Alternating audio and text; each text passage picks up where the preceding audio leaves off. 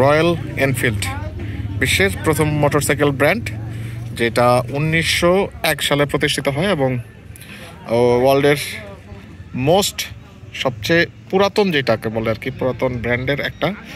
So এটা হচ্ছে royal Enfield. নাম শুনলে বেসিক্যালি আমাদের মধ্যে যে ডিগ ডিগ ডিগ ডিগ আওয়াজ এবং একটা ক্লাসিক বাইকের ইমেজারি তৈরি হয়।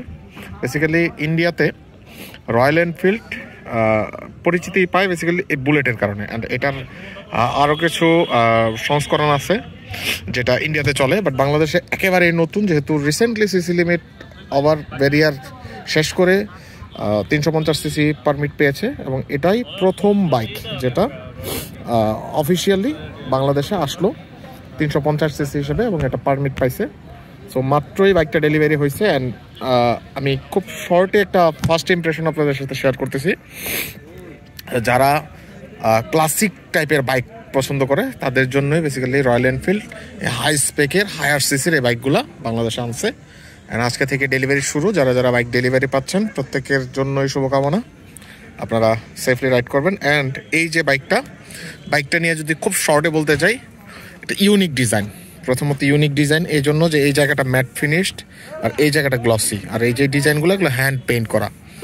অ্যান্ড একটা ক্লাসিক একটা ভাইব, 350 সিসির যে বড় বিশাল একটা ইঞ্জিন, সেই ইঞ্জিনটা এখানে দেখতে পাচ্ছি।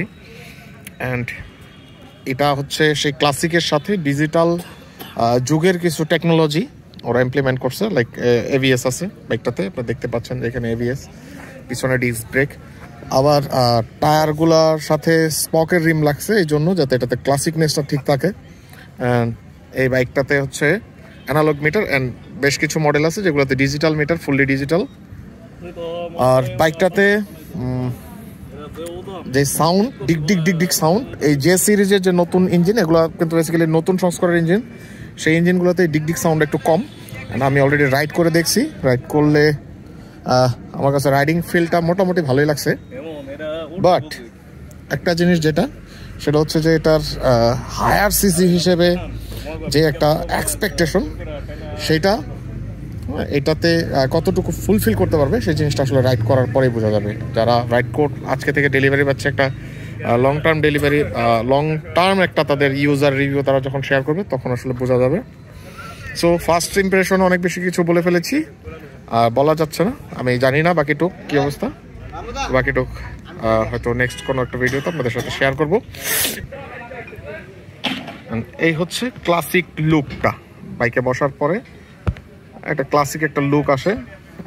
সেটিং পজিশনটাও যথেষ্ট কমফোর্টেবল, বোঝাই যাচ্ছে যে বাইকটা যথেষ্ট কমফোর্টেবল হবে।